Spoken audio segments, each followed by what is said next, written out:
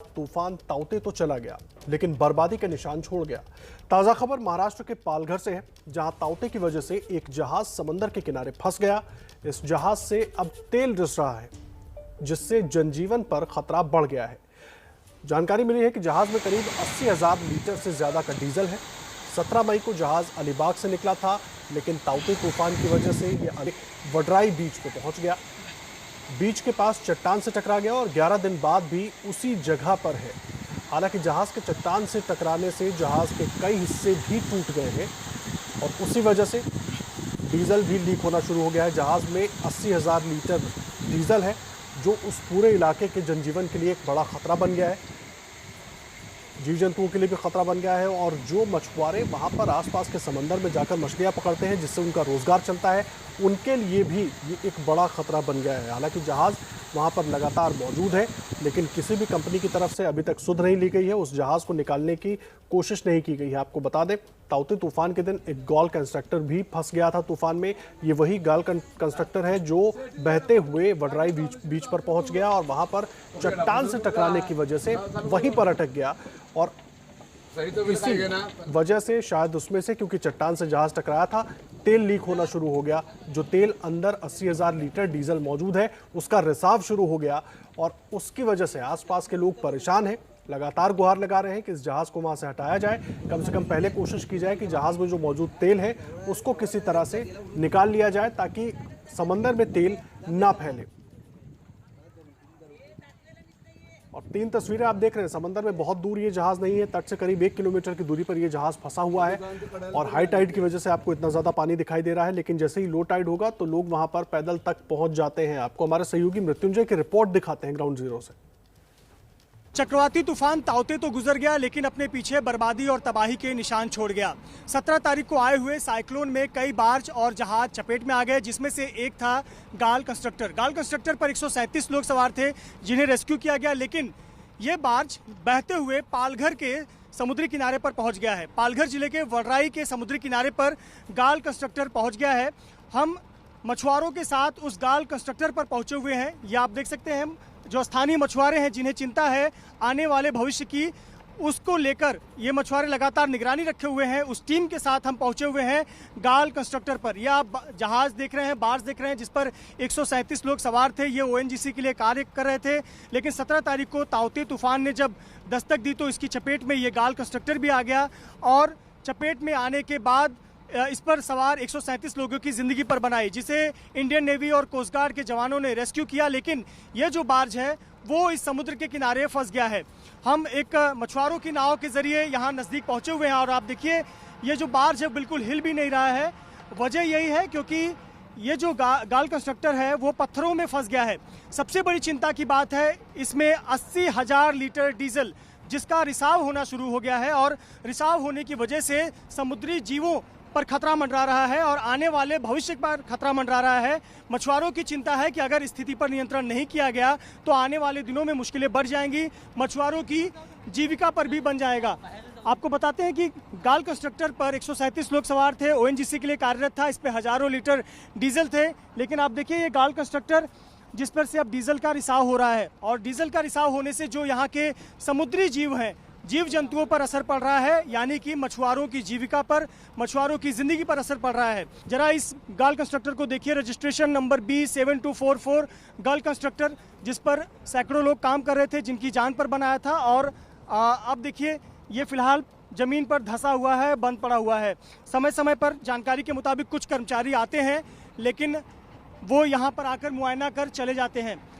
स्थानीय मछुआरों की शिकायत है कि जो उनकी चिंता की बात है कि डीजल की समस्या हल की जानी चाहिए, डीजल को निकासी होनी चाहिए, समुद्र में फैलने से रिसाव रोकना चाहिए, वो होता नजर नहीं आ रहा है। ये थोड़ा आप बेल्ट देखेंगे एक ऑरेंज कलर का, इसे लगाया गया है ताकि जो रिसाव है उसे यहाँ तक सीमित रखा जाए, लेकिन ये नाकाफी है। जिस प्रकार के समुद्र में ऊंची लहरें उठती हैं, इस प्रकार से डीजल का रिसाव रोक पाना नाकाफी है और ये बड़ी चिंता की बात है। कैमरामैन प्रशांत माने के साथ मृत्युंजय सिंह, ABP न्यूज, पालघर।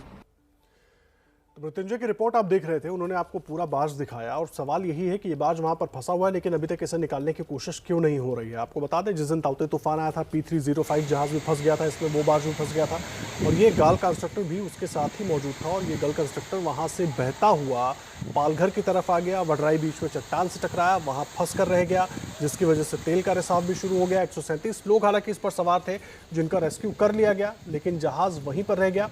और अब ये जिस स्थिति में फंसा है उसको लेकर चिंता ये भी है कि इसको निकाला कैसे जाएगा, क्योंकि वहाँ पर पानी का स्तर भी कम है और जहाज़ में 80,000 लीटर डीजल मौजूद है, जो कि अब रिसना भी शुरू हो गया है, जो आसपास के इकोसिस्टम के लिए, जनजीवन के लिए खतरा भी पैदा कर रहा है। और मृत्युंजय की एक और रिपोर्ट आपको दिखाते हैं कि किस तरह से इस जहाज़ की वजह से लोगों की दिक्कतें बढ़ी हुई है।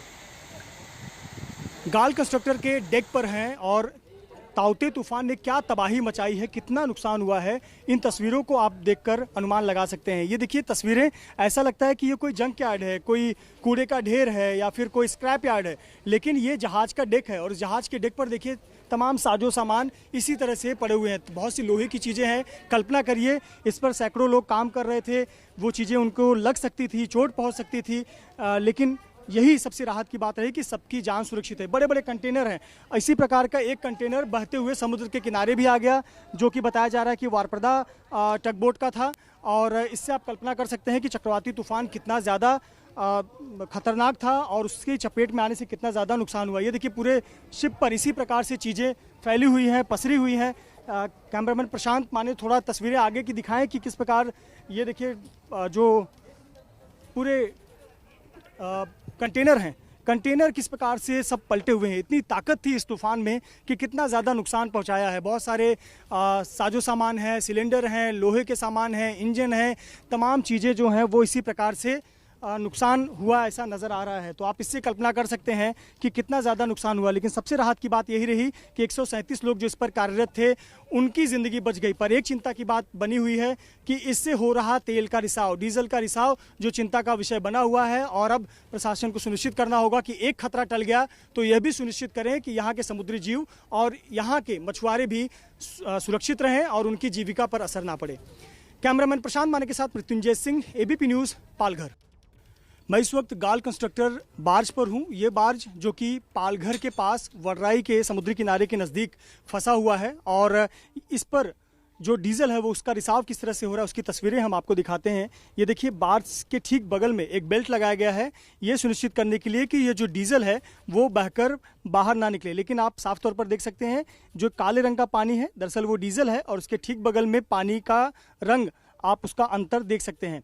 चूँकि जब ऊंची लहरें उठती हैं या फिर हाई टाइड आता है तब यही जो डीजल है वो इस समुद्र में मिलता है और यहाँ से महज 1 किलोमीटर की दूरी पर समुद्र का किनारा है और वहाँ ये अब डीजल पहुँचने लगा है। यानी साफ तौर पर समुद्री जीवों को नुकसान, यानी कि मछुआरों की ज़िंदगी पर एक सवाल चिन्ह उठाना। साथ ही साथ ये अगर डीजल इसी प्रकार से लीकेज होता रहा तो न केवल इस वडराई के समुद्री किनारे बल्कि पूरे पालघर जिले के समुद्री किनारों पर फर्क करेगा और जो समुद्री जीव हैं उस पर नुकसान पहुंचाएगा, साथ ही साथ मछुआरों की जीविका पर नुकसान पहुंचाएगा।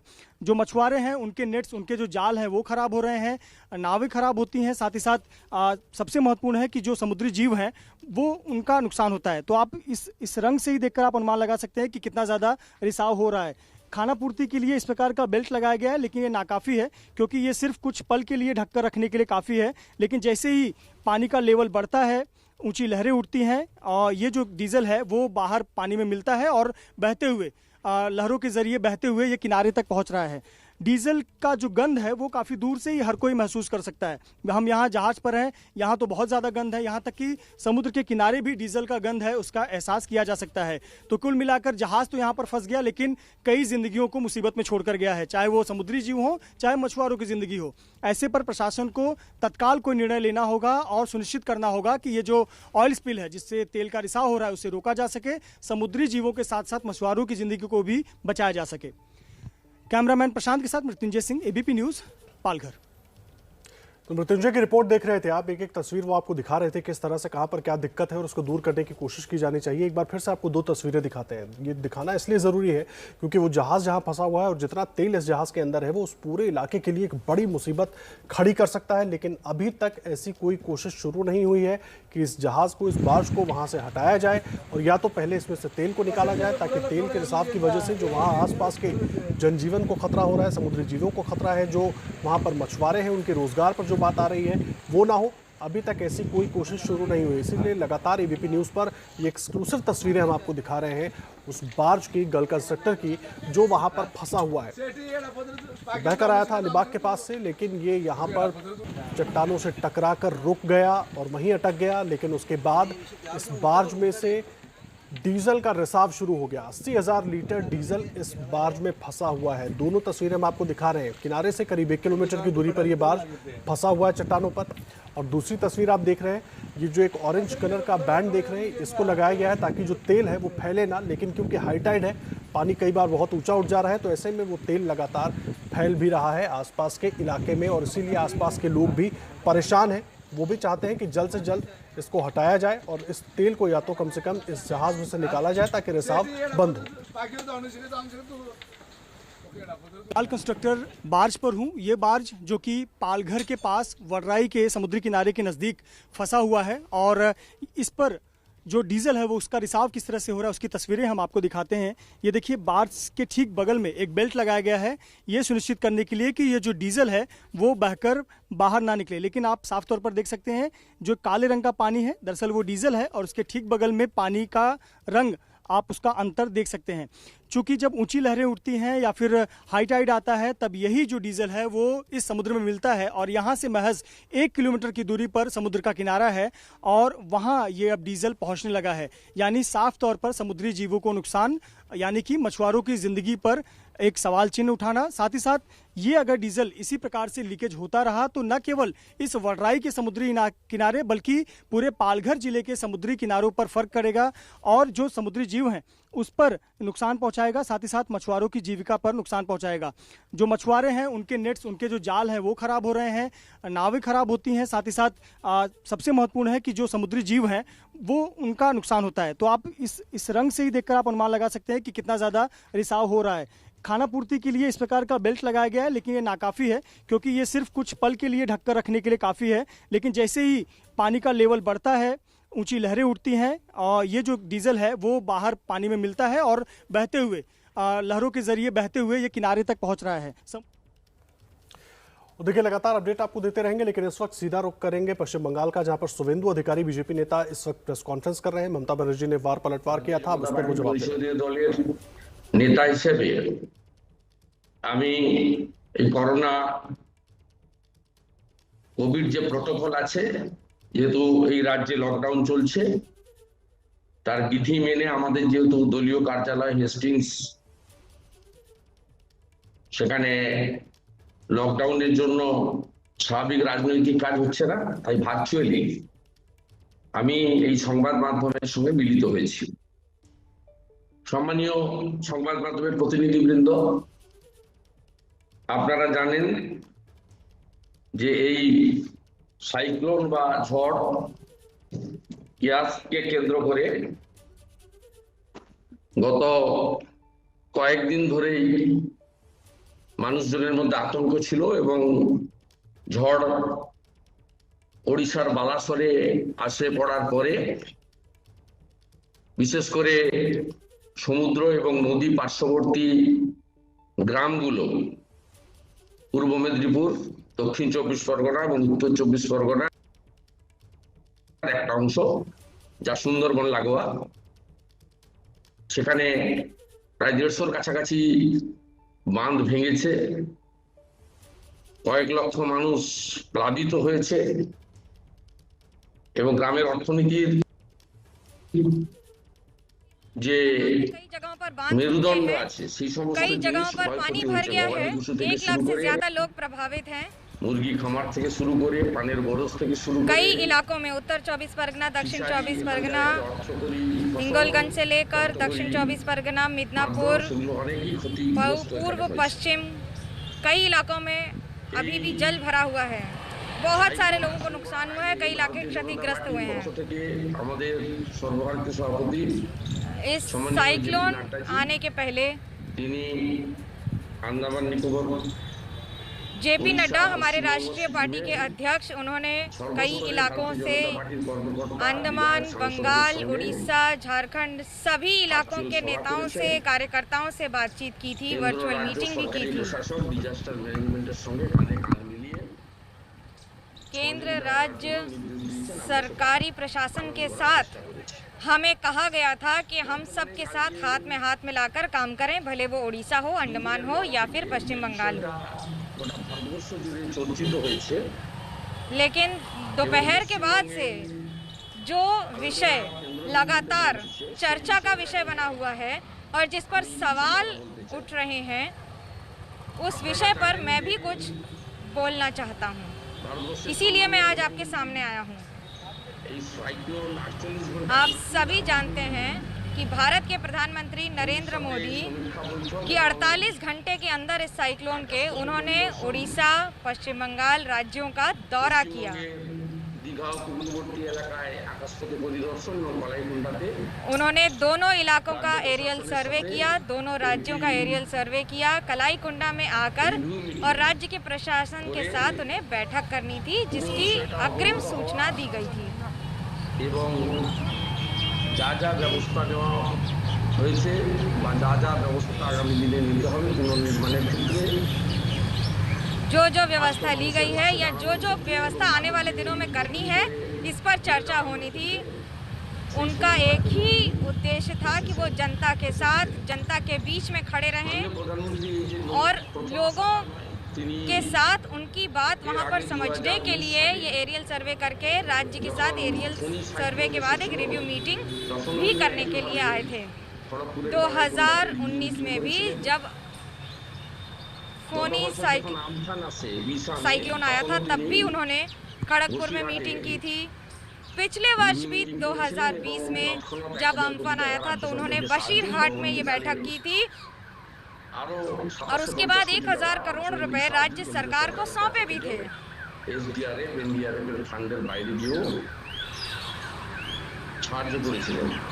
इसके बाद ये उन्होंने अपने राज्य यानी कि केंद्र सरकार के कोष से 1000 करोड़ रुपए राज्य सरकार को दिए थे।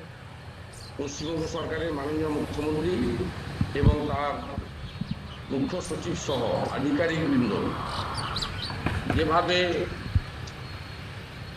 मुख्यमंत्री ममता बनर्जी को अपने अधिकारियों के साथ ये बैठक करनी थी, এবং ভারত সরকারকে অপমান করেছেন, लेकिन जिस हिसाब से और जिस तरह से उन्होंने भारत सरकार का अपमान किया है, इसकी निंदा करने के लिए मेरे पास शब्द नहीं है, मेरे पास कोई भाषा नहीं है।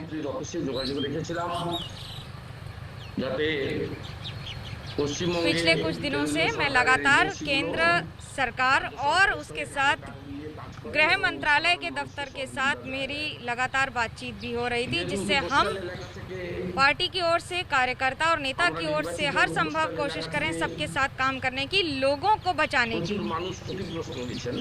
मैं निर्वाचित हूं जिन इलाकों से, उसमें कई इलाकों में सुंदरबन से दीघा या फिर मिदनापुर के इलाकों में लोग क्षतिग्रस्त हुए हैं। हमें भी उनसे कुछ बात करनी थी, हमें उनसे अपनी बात रखनी थी, जिसकी वजह से हमें अनुमति दी गई थी उनसे मिलने की और हम उनसे मिलने गए भी थे। तो कल प्रधानमंत्री नरेंद्र मोदी के दौरे के दौरान जो विवाद हुआ था, उस पर पहले बीजेपी ने ममता पर निशाना साधा, फिर ममता बनर्जी ने आज प्रेस कॉन्फ्रेंस की और अब शुभेंदु अधिकारी आकर उस पर अपनी बातें रख रहे थे। ममता बनर्जी ने तमाम आरोपों को आज दोपहर में प्रेस कॉन्फ्रेंस करके नकारा था, लेकिन अब उस पर शुभेंदु अधिकारी ने प्रेस कॉन्फ्रेंस की और उन्होंने अपनी तरफ से सारी बातें रखी और उन्होंने आरोप लगाया कि ममता ने पीएम मोदी का अपमान किया। ये बात शुभेंदु अधिकारी ने अब से कुछ मिनट पहले कही और सीएम का पीएम की बैठक में ना जाना बहुत दुखद है, ये भी कहा शुभेंदु अधिकारी ने।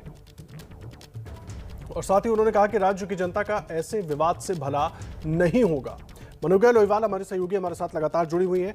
मनोज्ञा, आप लगातार दर्शकों को बता रही थी शुभेंदु अधिकारी क्या कुछ कह रहे थे, क्या प्रमुख बातें हैं और वाकई क्या विवाद ऐसे थमेगा? ममता बनर्जी आई, वो अपनी बात कह गई, अब शुभेंदु अधिकारी आ गए, अब फिर टीएमसी की तरफ से कोई नेता आएगा, वो अपनी बात कहेगा। देखिए, एक ही तस्वीर के कई पहलू हैं। 1 रुपए का सिक्का है, लेकिन किसी भी तरफ से देखिए 1 रुपए का सिक्का है। पहलू 2 हैं, तस्वीरें 2 हैं और हर पार्टी की अपनी तस्वीर और अपनी पेशकश भी है। इस समय एक और मुख्यमंत्री कहती हैं कि उन्हें इंतजार करवाया गया, प्रधानमंत्री कार्यालय झूठ बोल रहा है, तो दूसरी ओर शुभेंदु अधिकारी कह रहे हैं कि ये प्रधानमंत्री का अपमान है, जहां पर उन्हें इंतजार करवाया गया और ये एक सोची समझी रणनीति के तहत किया गया है। रणनीति और राजनीति अपनी जगह है, लेकिन बंगाल की जनता ये सारी तस्वीरें देख रही है और समझने की कोशिश भी कर रही है कि एक और प्रधानमंत्री को भले ही वहाँ पर आधा घंटा इंतजार करवाया हो, इसका स्वरूप क्या है, और दूसरी ओर मुख्यमंत्री के जो आरोप हैं उसका स्वरूप क्या है। लेकिन आज एक बात साफ है कि जिस तरह से ट्रांसफर किया गया है चीफ सेक्रेटरी को, उस पर आवेदन दे दिया है ममता बनर्जी ने। अभी तक उन्होंने कभी आवेदन नहीं दिया है, ये पहला मौका होगा जब मुख्यमंत्री ने आवेदन दिया है केंद्र सरकार को कि आप अपना ये फैसला वापस लें। इसके पहले हमेशा उन्होंने या तो पुरजोर कोशिश लगाकर साफ कह दिया कि हम अधिकारियों को ट्रांसफर नहीं करेंगे, या चिट्ठी लिखकर राज्य सरकार की ओर से बता दिया गया है। तो इस बार राजनीति थोड़ी से बदले हुए सुरों पर जरूर हो रही है, लेकिन तस्वीरें अपने आप में कुछ और ही सुर आलाप रही हैं। नहीं, बदले हुए सुरों पर तो हो रही है मनोज्ञा, जिस तरह से आप कह रही हैं ठीक कह रही हैं, लेकिन वो जो तार उलझे हुए हैं ना वो ठीक नहीं हो पा रहे हैं, और इसमें अंततः नुकसान तो बंगाल की जनता का ही होगा अगर इस तरह के खींचतान केंद्र और राज्य के बीच चलती रही तो। देखिए, ये बात बिल्कुल सही है। उड़ीसा की सरकार ने कह दिया कि हमें कुछ नहीं चाहिए, उन्हें 500 करोड़ रुपए दिए गए।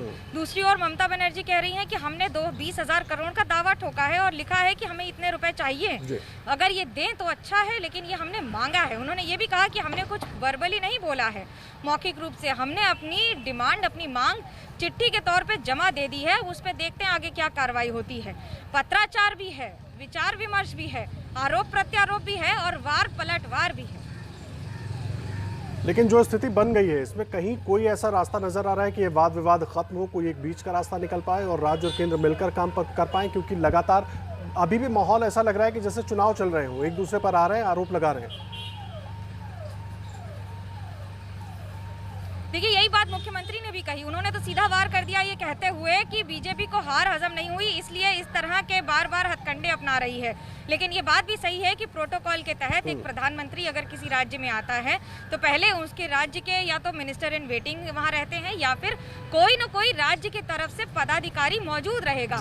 मुख्यमंत्री का होना या ना होना संभावना के ऊपर है, चीफ सेक्रेटरी का होना या ना होना संभावना के ऊपर है, लेकिन राज्य सरकार की ओर से किसी का ना होना मंशा पर सवाल जरूर उठाता है। जी, बहुत धन्यवाद आपका मनोज्ञा हमारे साथ जुड़ने के लिए और पूरी जानकारी देने के लिए। मनोज्ञा हमारे सहयोगी कोलकाता से पूरी जानकारी दे रही थी। सागर धनखड़ हत्याकांड में गिरफ्तार पहलवान सुशील कुमार को फिर एक बार 4 दिन की पुलिस रिमांड पर भेज दिया गया है। पुलिस ने 7 दिन की रिमांड की मांग की थी। सुशील कुमार की रिमांड आज खत्म हो गई थी और पुलिस ने 4 दिन की रिमांड पर, माफ कीजिएगा, अदालत ने 4 दिन की पुलिस रिमांड पर सुशील कुमार को भेज दिया है। पहलवान सुशील कुमार फिर से 4 दिन की पुलिस रिमांड पर भेजा गया।